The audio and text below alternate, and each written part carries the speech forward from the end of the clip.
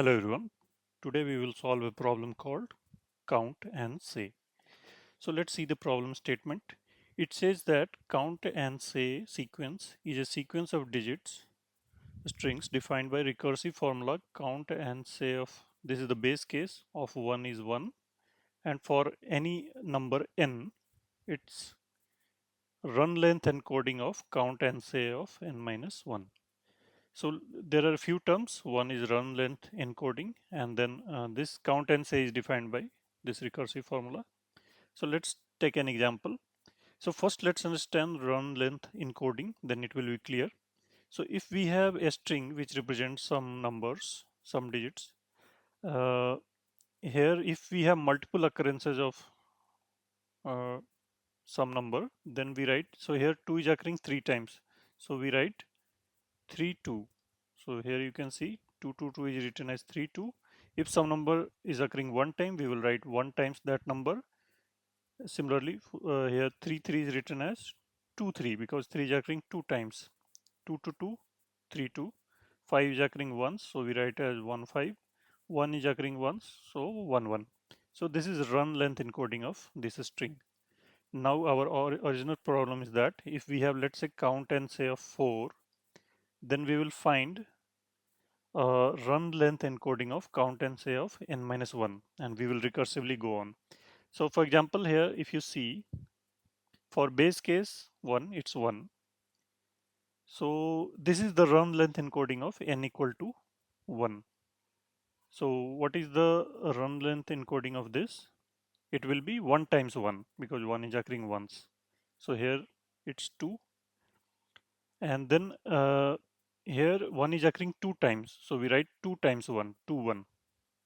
So we reached here, and then here 2 is occurring 1 times, so 1 2, and 1 is occurring 2 times.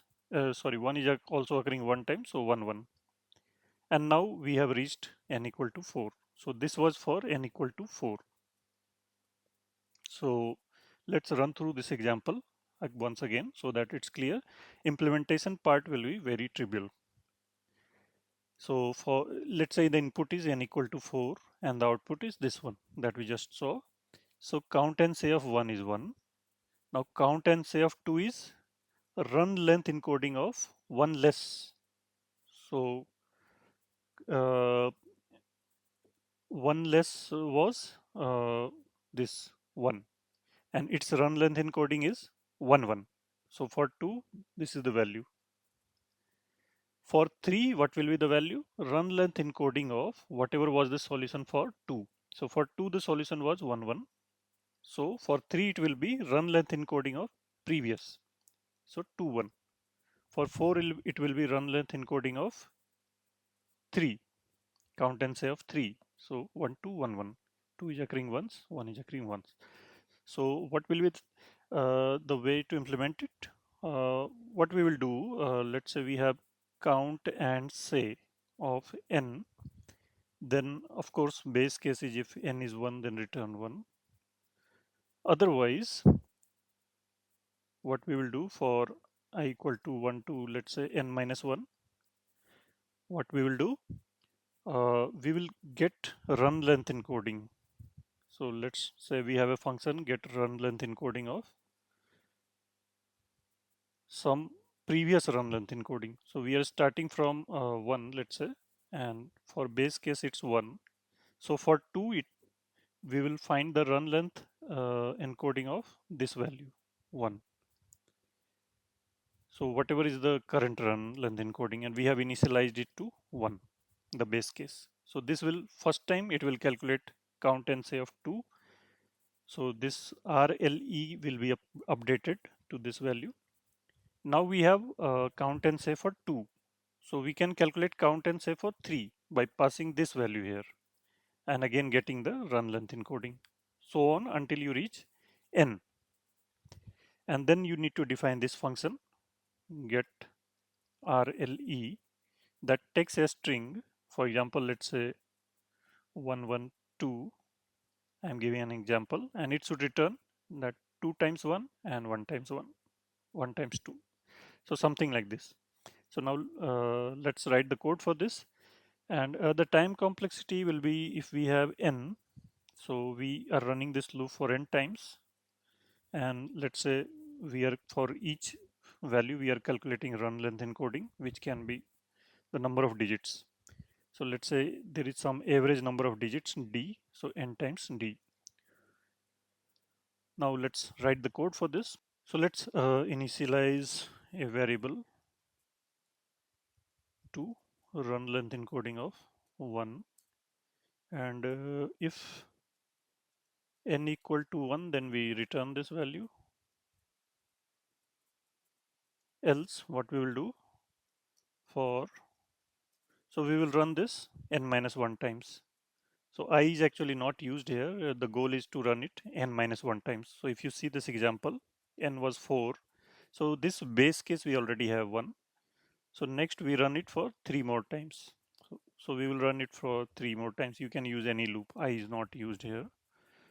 I less than n minus 1 plus plus I, and this RLE will be the updated RLE,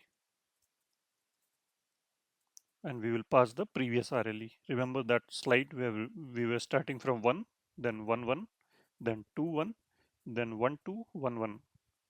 So the same way RLE will get updated and again passed for next iteration, and finally we will return RLE.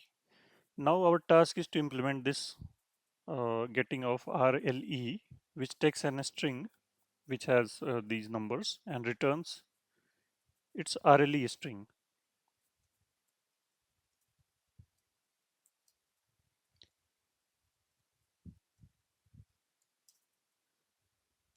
So,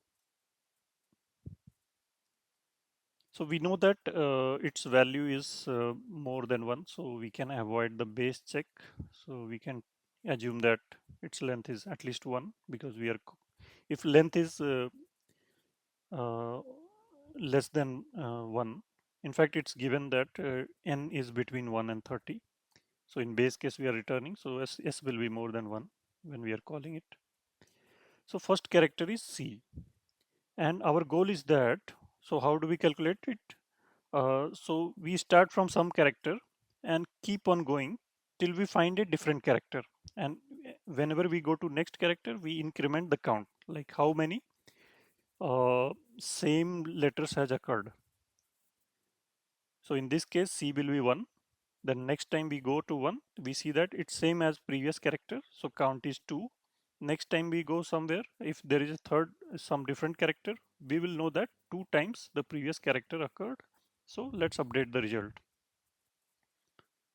So count is 1, and we have this result which will be kept in RLE.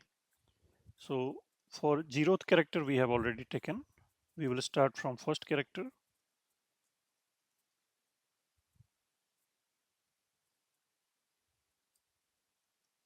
till last character.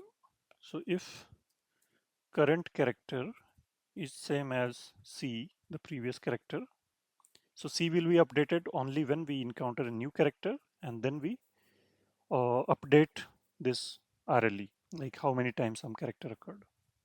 So if this is same as previous character, just do count plus plus, nothing needs to be done. Else we encountered a different character, so RLE, we will append what? Count. Count followed by the character C. So let's convert this to string, this count, and the new character will be current character, because current character is different from previous, and we have accounted for previous SI, and count is again reset to 1, because one character we have already counted here. And yeah, there is one more case, like let's say last 3 characters were 1 1, or 2 characters are 1 1. So here C is 1 and count is 2, but this loop ends. So the last count we are not adding to it. So what we will do, just the same thing, and then we can return RLE. Now let's see.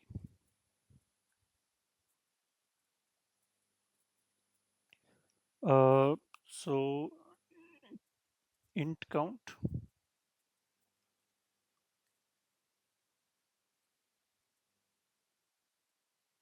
actually it should be s dot length, n is not defined. Hopefully we don't have any more errors. And it passes. Let's submit. And the solution is accepted. So I hope you understood this simple problem. So see you in the next video.